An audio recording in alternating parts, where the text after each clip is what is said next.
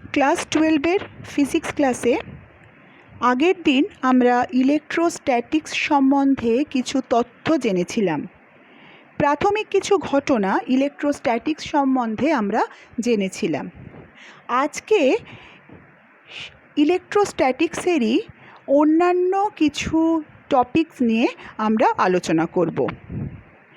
প্রথমত আমরা জেনেছিলাম যে দুটো লাইক চার্জ অর্থাৎ সম আধান তারা নিজেদের বিকর্ষণ করে এবং বিপরীত আধান পরস্পরকে আকর্ষণ করে। এই আকর্ষণ বা বিকর্ষণ বলের মান এবং অভিমুখ আমরা কুলম্বের সূত্র থেকে জানতে পারি। কুলম্বের সূত্র কি বললেন? আর কুলম্বের সূত্রটা একমাত্র বিন্দু আধানের ক্ষেত্রেই প্রযোজ্য, অর্থাৎ যে আধানগুলো তারা তাদের ডাইমেনশনটা কিন্তু বিন্দু আকৃতির হতে হবে। কুলম্বের সূত্র বলছে যে ওই দুটো বিন্দু আধানের মধ্যে আকর্ষণ বল হোক বা বিকর্ষণ বল হোক, সেই বল চার্জ দুটোর গুণফলের সমানুপাতিক হয় এবং এদের মধ্যবর্তী দূরত্বের বর্গের ব্যস্তানুপাতিক হয়। অর্থাৎ দুটো চার্জ Q1 আর Q2 যদি তারা r সেপারেশনে থাকে, তাহলে কুলম্ব সূত্র বলছে যে তাদের মধ্যে আকর্ষণ বা বিকর্ষণ বল যদি F হয়, সেই F is proportional to Q1 Q2 এবং F প্রপোর্শনাল টু 1/r²। তার মানে কি, এদের আমি কম্বাইন করে বলতে পারি Q1 Q2/r², এবং সমানুপাতিক চিহ্ন তুলে দিয়ে যখন সমান চিহ্ন আনছি তখন সেখানে একটা কনস্ট্যান্ট আসছে K, যেখানে K হচ্ছে একটা সমানুপাতিক ধ্রুবক এবং এই কেটাকে বলা হয় মাধ্যমের তড়িৎ ভেদ্যতা। বায়ু মাধ্যমের ক্ষেত্রে সিজিএস পদ্ধতিতে কে এর মান হয় 1, কিন্তু এসআই পদ্ধতিতে শূন্য বা বায়ু মাধ্যমের ক্ষেত্রে কে এর ভ্যালু ধরা হয় 1/4πε0, যেখানে ε0 হচ্ছে শূন্য স্থানের বা বায়ু মাধ্যমের তড়িৎ ভেদ্যতা বা পারমিটিভিটি। আর ε0 ভ্যালু হয় 8.854 × 10⁻⁻12 coulomb square per newton per metre square. তাহলে সেখান থেকে 1/4πε0 করলে আমরা কে এর ভ্যালু পাবো। সেই হিসেবে কে এর ভ্যালু দাঁড়ায় 9 × 10⁹ newton metre square per coulomb square.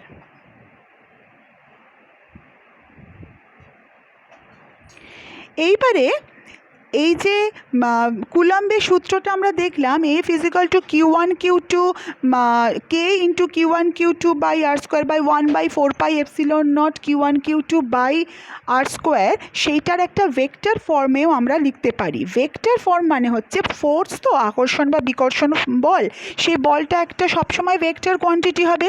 অর্থাৎ যদি Q2-র ওপর Q1 দ্বারা প্রযুক্ত বল F21 হয়, তাহলে F21 ভেক্টর সেইটা হবে 1/4πε0 Q1 Q2/r21² × r21 যেখানে r21 হচ্ছে Q1 এবং Q2 এই দুটো পয়েন্ট চার্জের মধ্যেকার সরলরৈখিক দূরত্ব, এবং যে মুহূর্তে আমি ভেক্টর ফর্মে নিয়ে আসছি সুতরাং সেখানে একটা ইউনিট ভেক্টর আনতে হবে। সেই r21 হচ্ছে ওদের মধ্যের যে সরলরৈখিক দূরত্ব, ওদের সংযোজক সরলরেখা বরাবর একটি ইউনিট ভেক্টর। আকর্ষণ বল হলে যে যার নিজের দিকে ওই ইউনিট ভেক্টরটা অভিমুখ হবে, আর যদি বিকর্ষণ বল হবে, বিকর্ষণ বল হলে অপোজিট ডিরেকশানে ইউনিট ভেক্টরটার মান হবে। আর এই ইকুয়েশনটাকে আমরা বলি vector form of coulomb's law. একটা অঙ্ক রয়েছে এখানে, 2 charges 1 coulomb and -3 coulomb are kept at a distance of 3 meter. দুটো চার্জ আছে 1 কুলম্ব আর -3 কুলম্ব, তারা 3 মিটার দূরত্বে রাখা আছে। Find the force of attraction between them, তাদের মধ্যে আকর্ষণ বলের মান নির্ণয় করতে বলেছে।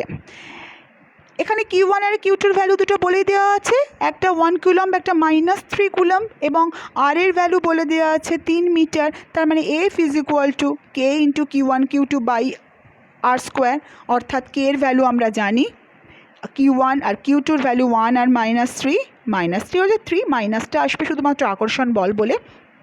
আর আর এর ভ্যালুটা হচ্ছে 3, তার মানে 3 স্কোয়ার। এক্ষেত্রে এইভাবে আমরা এফ এর ভ্যালুটা পেয়ে যাব 3 × 10⁹ নিউটন।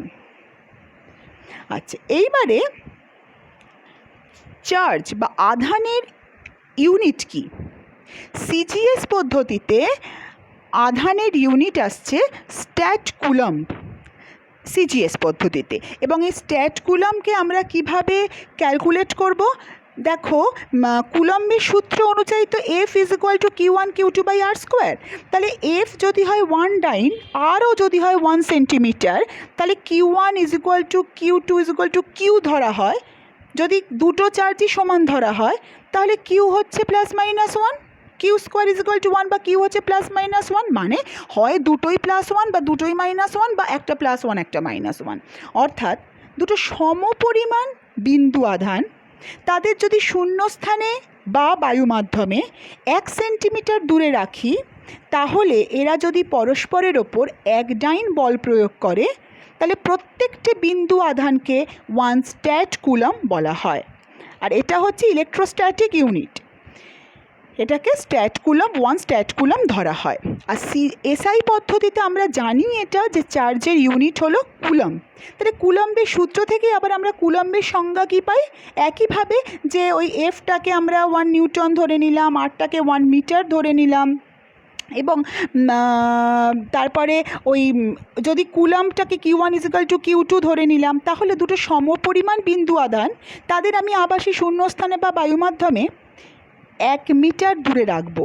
সেখানে কিন্তু যখনই আমি এসআই পদ্ধতিতে আসছি, তখনই কিন্তু কে এর বদলে 1/4πε0 এসে যাচ্ছে। অর্থাৎ যদি এরা পরস্পরের ওপর 9 × 10⁹ নিউটন বল প্রয়োগ করে, তাহলে প্রত্যেকটা বিন্দু আধানকে 1 কুলম্ব আধান বলা হয়। এটা হলো চার্জের সিজিএস ইউনিট এবং এসআই ইউনিট, অর্থাৎ স্ট্যাট কুলম্ব এবং কুলম্বের সংজ্ঞা আমরা কোথা থেকে পেলাম? কুলম্বের সূত্র থেকে পেলাম।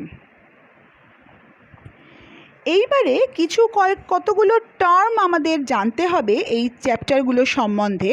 তার মধ্যে প্রথম হচ্ছে রিলেটিভ পারমিটিভিটি বা আপেক্ষিক তড়িৎ ভেদ্যতা। এর আরও একটা নাম আছে পরাবৈদ্যুতিক ধ্রুবক বা ডাইইলেকট্রিক কনস্ট্যান্ট। সেটা কি? কোনো মাধ্যমের, ওই যে বললাম না যে ε0টা হচ্ছে বায়ু মাধ্যম বা শূন্য মাধ্যমের পারমিটিভিটি বা তড়িৎভেদ্যতা।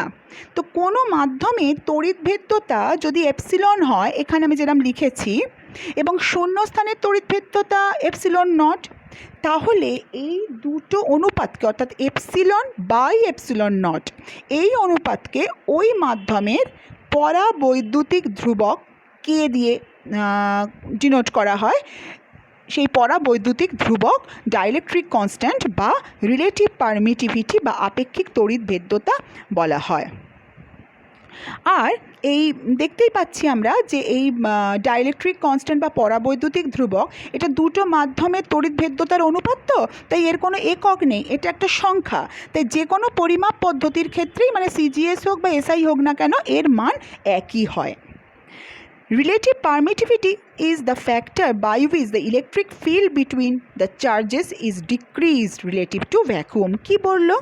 শূন্যস্থানে তড়িৎভেদ্যতার তুলনায় যে কোনো মাধ্যমের তড়িৎভেদ্যতা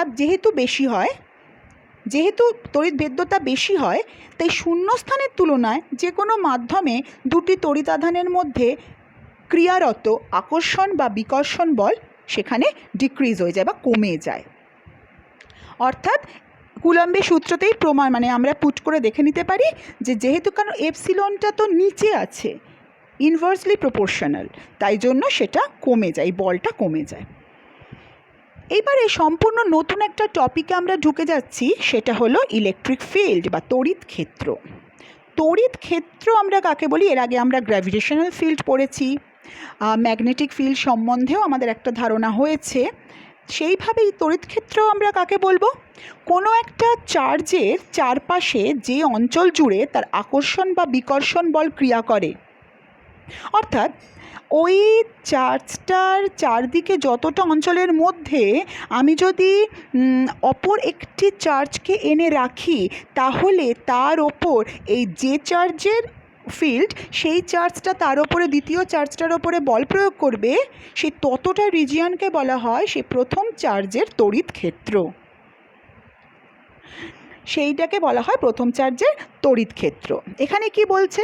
the direction of the field is taken to be the direction of the force it would exert on a positive test charge. মানে ওই যে দ্বিতীয় আধানটাকে এনে রাখলাম, সেই দ্বিতীয় আধানটার ওপর এনে রাখলে তার ওপরে যেদিকে সে বল প্রয়োগ করবে সেইটাই ধরে নেওয়া হয় যে তার ওই যে টেস্ট চার্জ, যার ইলেকট্রিক ফিল্ড, তার ইলেকট্রিক ফিল্ডের ডিরেকশান। যেমন নিচের ছবিটাতে দেখো, নিচের ছবিটাতে একটা পজিটিভ চার্জ আনা রয়েছে সেন্টারে, আরও একটা পজিটিভ চার্জ নিচে দেখো, সেটাকে যদি তার ফিল্ডে ধরা যাক, এই যে বাউন্ডারিটা আমার রয়েছে না নীল রঙের একটা আয়তক্ষেত্র, সেইটাই ধরা যাক ওর একটা ইলেকট্রিক ফিল্ড। তার মধ্যে আমি ওই নিচের পজিটিভ একটা ইউনিট চার্জকে এনে ওখানে হাজির করেছি, তাহলে ওই বিচ্ছিন্ন চার্জটার ওপরে ওই যে মাঝের যে পজিটিভ চার্জ সেটা বিকর্ষণ বল প্রয়োগ করবে, অর্থাৎ ওর যে অ্যারোটা দেওয়া রয়েছে ছোট্ট অ্যারো, ওইটাই হচ্ছে ওর ইলেকট্রিক ফিল্ডের ডিরেকশান।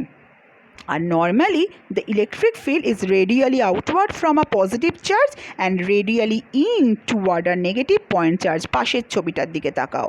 সাধারণত কি হয়, একটা পজিটিভ চার্জকে যখন আমরা রাখি তখন সেই পজিটিভ চার্জ থেকে তার ইলেকট্রিক ফিল্ডটা রেডিয়ালি আউটওয়ার্ড হয়, এবং একটা নেগেটিভ চার্জকে যদি আমি সেখানে প্লেস করি তাহলে সেটা রেডিয়ালি ইনওয়ার্ড কাজ করে, অর্থাৎ ইলেকট্রিক ফিল্ডগুলো সমস্ত চার্জের দিকে সেন্ট্রালাইজ হওয়ার চেষ্টা করে, আর ওটা সেন্টার থেকে চতুর্দিকে বেরিয়ে যায়। এইবারে আসছে ইলেকট্রিক ফিল্ড ইন্টেন্সিটি। একটা পয়েন্ট চার্জের দরুন ইলেকট্রিক ফিল্ড ইন্টেন্সিটি অর্থাৎ তড়িৎ ক্ষেত্রের প্রাবল্য বা তীব্রতা।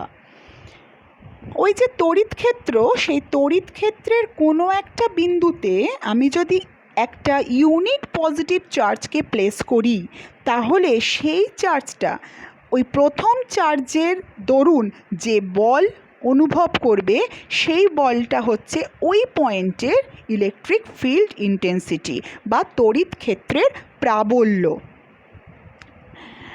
The electric field intensity at a point is the force experienced by a unit positive charge placed at that point. এই কথাটাই বললাম। Electric field intensity is a vector quantity. It is denoted by capital E. এটা অবশ্যই intensity হচ্ছে একটা vector quantity, কারণ একটু আগেই দেখলাম যে পজিটিভ চার্জ যদি আনি, সেটা যদি নিয়ে আসি একটা অন্য পজিটিভ চার্জের ফিল্ডে, তাহলে ইলেকট্রিক ফিল্ডের ডিরেকশন যা হবে, আমি যদি আর একটা নেগেটিভ চার্জের ফিল্ডে নিয়ে আসি তাহলে কিন্তু ডিরেকশনটা চেঞ্জ হয়ে যাবে। তাই জন্য electric field intensity obviously is a vector quantity. এইবারে ফর্মুলাটা আমি কী করে পাবো? কুলম্ব সূত্র লাগিয়ে দেখো, কুলম্বের সূত্রে যে Q1 Q2 আছে, তার মধ্যে একটা Q1 ধরা যাক, Q1 হচ্ছে যার ফিল্ড সে, মানে কিউ, আর Q2টা কি, যাকে এনে রেখেছি সে কে, সে হচ্ছে একটা ইউনিট পজিটিভ চার্জ, অর্থাৎ তার ভ্যালু হচ্ছে 1।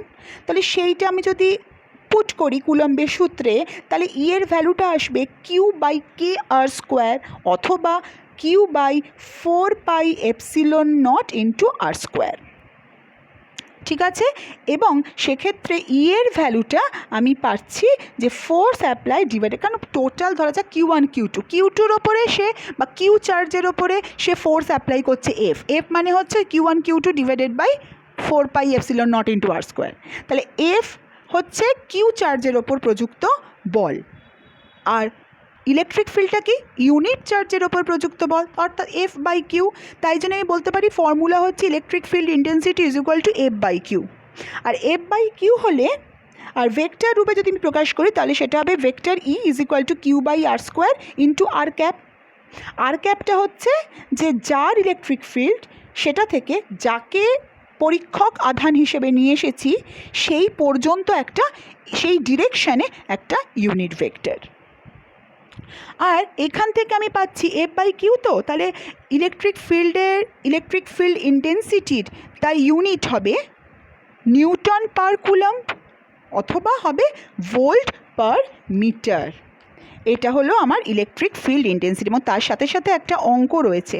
আর charge of Q is equal to minus 4.0 into 10 to the power minus 6 is placed in an electric field and experiences a force of 5.5 Newton. বলছে এই 4 into minus 4.0 into 10 to the power minus 6 আধানের একটা charge, সেটা একটা electric ফিল্ডের মধ্যে এনে রাখা হলো এবং তার ফলে সে 5.5 নিউটন বল অনুভব করলো মানে এফ এর ভ্যালুটা। What is the magnitude and direction of the electric field at that point where charge Q is located? বলছে যেখানে কিউটাকে এনে রাখা হয়েছে সেই পয়েন্টে ইলেকট্রিক ফিল্ড ইন্টেন্সিটি কত এবং ইলেকট্রিক ফিল্ড ইন্টেন্সিটির ডিরেকশন কি দেখা যাক। ইলেকট্রিক ফিল্ড ইন্টেন্সিটি ই, সেটা তো হচ্ছে F is equal to Q into E. F is equal to Q into E, কারণ ই ইজ ইকুয়াল টু তো এফ বাই কিউ, তাহলে F is equal to Q into ই।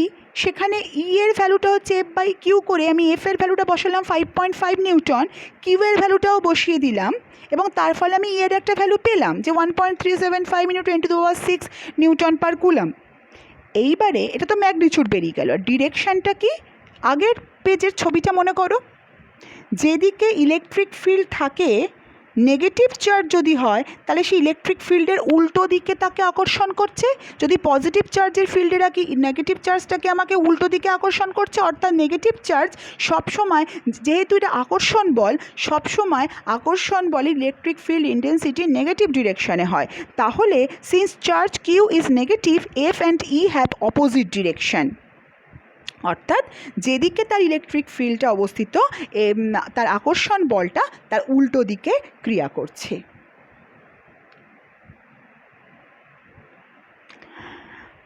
আর কুলম্বের সূত্র পড়লাম তো, কুলম্বের একটা উপপাদ্যও আছে, কুলম্বস থিওরেম।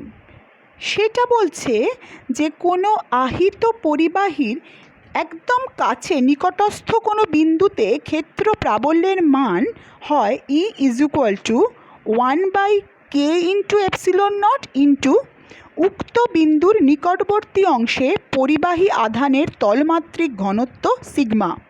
অর্থাৎ যদি একটা কোনো আহিত পরিবাহী তার একদম কাছের বিন্দুতে আমি ক্ষেত্র প্রাবল্যের মান নির্ণয় করি, সেটা দাঁড়াবে তার আধানের তলমাত্রিক ঘনত্ব এবং সেই যে কন্ডাক্টরটা যে মেটেরিয়াল দিয়ে তৈরি হয়েছে সেই মেটেরিয়ালের অ্যাবসলিউট পারমিটিভিটি তাদের অনুপাত, অর্থাৎ E is equal to sigma by K epsilon naught. K epsilon, K হচ্ছে তার পারমিটিভিটি আর রিলেটিভ পারমিটিভিটি, আর এপসিলন নট হচ্ছে বায়ু মাধ্যমের পারমিটিভিটি। তাহলে কে ইন্টু এপসিলন নট হচ্ছে তার একদম absolute permittivity, sigma by K epsilon naught হলো আহিত পরিবাহীর কোনো নিকটস্থ বিন্দুতে ক্ষেত্র প্রাবল্যের মান। এটাকে বলা হয় Coulomb's theorem.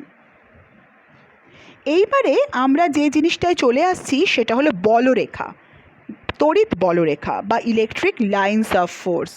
Lines of force জিনিসটা কি করে আমরা বার করি? দেখো, তড়িৎ যে ক্ষেত্র সেই ফিল্ডের প্রত্যেকটা বিন্দুতে তো তড়িৎ প্রাবল্য রয়েছে। এই প্রাবল্য যেহেতু আমরা জানি যে একটা ভেক্টর কোয়ান্টিটি, তার নির্দিষ্ট মান অভিমুখ রয়েছে, কিন্তু এক একটা পয়েন্টে এই প্রাবল্যের মান বলো আর অভিমুখ বলো সব এক এক রকম ডিফারেন্ট। আমি যদি একদম ম্যাগনেটিক লাইন্স অফ ফোর্সের মতোই এটার ব্যাখ্যা, আমি যদি কোনো একটা ফিল্ডের মধ্যে একটা ফ্রি পজিটিভ চার্জকে ওখানে ছেড়ে দিই তাহলে সে একটা বল অনুভব করবে এবং এই বলের প্রভাবে সেই চার্জটা গতিশীল হবে, চলতে থাকবে। এই যে পথে সে গমন করবে সেইগুলোকে আমি যদি কোনো কাল্পনিক রেখা দ্বারা যোগ করি তাহলে সেটাই হবে তড়িৎ ক্ষেত্রের বলরেখা। অর্থাৎ কোনো তড়িৎ ক্ষেত্রে একটা ফ্রি এবং বিচ্ছিন্ন কোনো পজিটিভ চার্জকে রাখলে ওই চার্জটা যে পথে গমন করে সেই পথকে ইলেকট্রিক লাইন্স অফ ফোর্স বা তড়িৎ বলরেখা বলা হয়।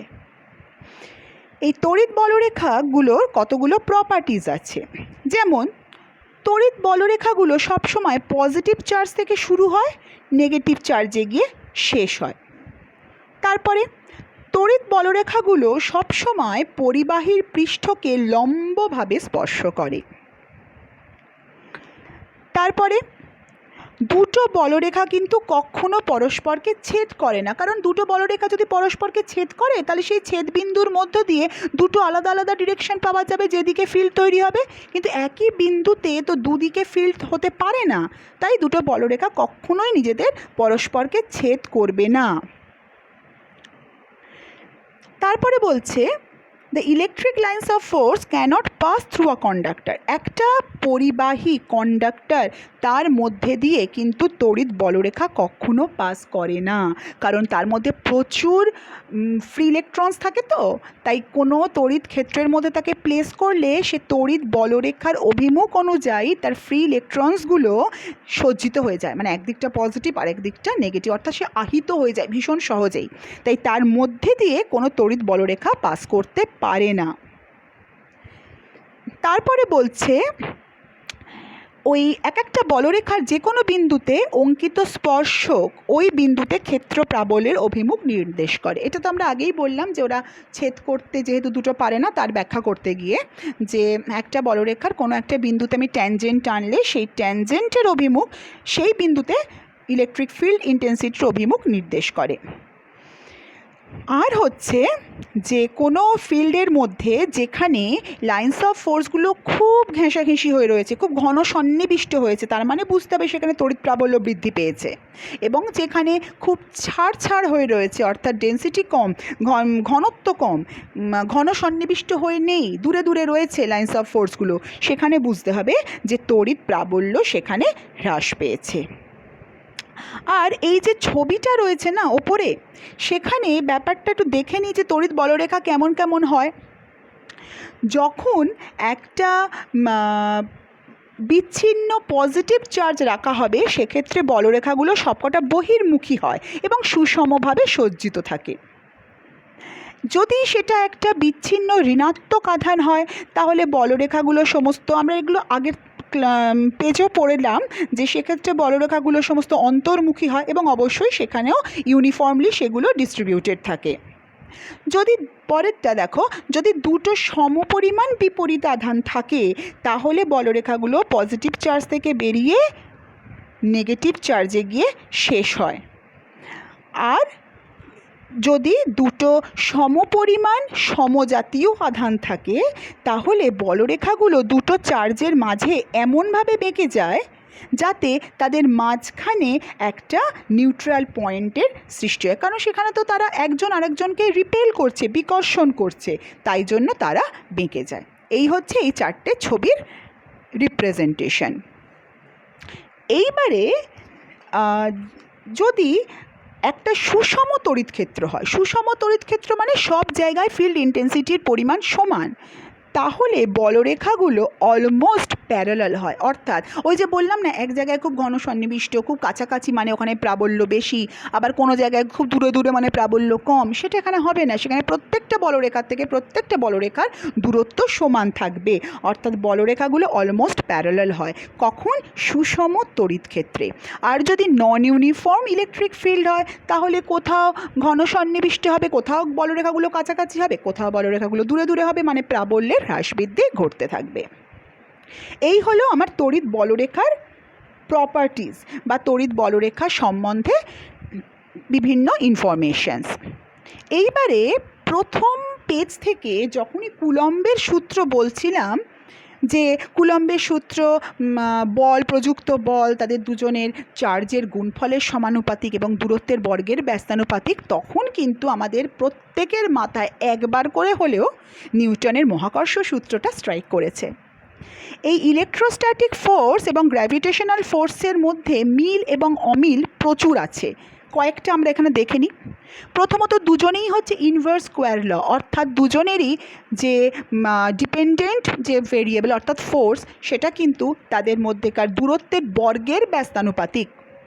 দেখো পাশে দুটো লই আমি লিখেছি, এফ হচ্ছে K into Q1 Q2 by R square আর এফ হচ্ছে G into M1 M2 by R square. এখানে ইলেকট্রোস্ট্যাটিক ফোর্স আর gravitational force both are conservative, দুটোই সংরক্ষী বল।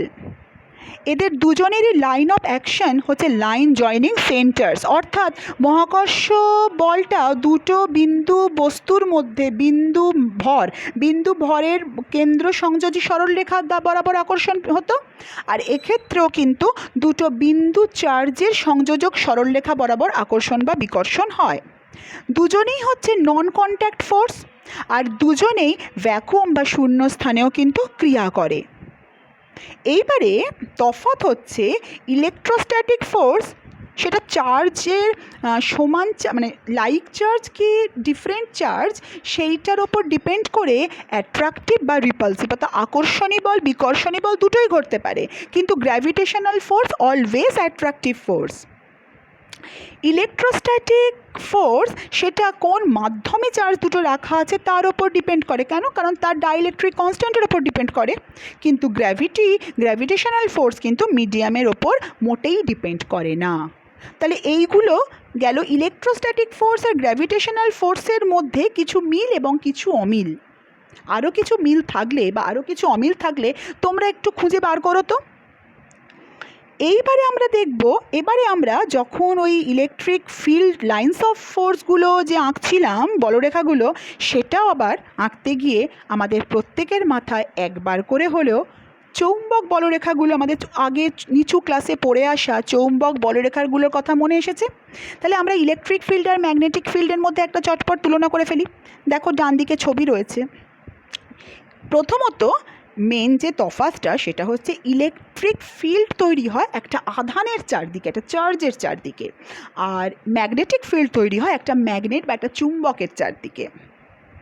ইলেকট্রিক ফিল্ড ইন্টেন্সিটি বা ইলেকট্রিক ফিল্ডের ইউনিট হচ্ছে নিউটন পার কুলম্ব, আর ম্যাগনেটিক ফিল্ডের ইউনিট হচ্ছে টেসলা। আমরা যখন ম্যাগনেট নিয়ে পড়াশুনো করব তখন দেখতে পাবো ম্যাগনেটিক ফিল্ডের ইউনিট হচ্ছে টেসলা। মিল কি দেখো, ইলেকট্রিক ফিল্ডের মধ্যে মানে ইলেকট্রোস্ট্যাটিক ফোর্সের ক্ষেত্রে দুটো সম আধান পরস্পরকে বিকর্ষণ করে, ওখানেও কিন্তু দুটো সম মেরু পরস্পরকে বিকর্ষণ করে। এখানে বিপরীত আধান পরস্পরকে আকর্ষণ করে, চুম্বকের ক্ষেত্রে বিপরীত পোল বা মেরু পরস্পরকে আকর্ষণ করে। এদের লাইন্স অফ ফোর্স ইলেকট্রিক ফিল্ডের পজিটিভ থেকে নেগেটিভে গিয়ে শেষ হয়, আর চুম্বকের ক্ষেত্রেও কিন্তু lines of force north pole থেকে সাউথ পোলে গিয়ে শেষ হয়। মানে ফিল্ডের ডিরেকশানটা এক্ষেত্রে ইলেকট্রোস্ট্যাটিকের ক্ষেত্রে ইলেকট্রিক ফিল্ডের ক্ষেত্রে পজিটিভ টু নেগেটিভ চার্জের দিকে হয়, আর চৌম্বক ক্ষেত্রের জন্য ম্যাগনেটিক ফিল্ডের ডিরেকশানটা north pole to south pole হয়। তাহলে তড়িৎ ক্ষেত্র এবং তড়িৎ ক্ষেত্রের বিভিন্ন টার্মস, কুলম্বের সূত্র এবং তড়িৎ বল, স্থির তড়িৎ বল, তড়িৎ ক্ষেত্র, এগুলোর সাথে আমরা গ্র্যাভিটেশনাল ফোর্স এবং ম্যাগনেটিক লাইন্স অফ ফোর্স বা ম্যাগনেটিক ফিল্ড এগুলোর সম্বন্ধে তুলনা করলাম। আরও কিছু নতুন জিনিস আমরা জানতে পারবো সামনের ক্লাসে। আজকের ক্লাস এখানেই শেষ হলো।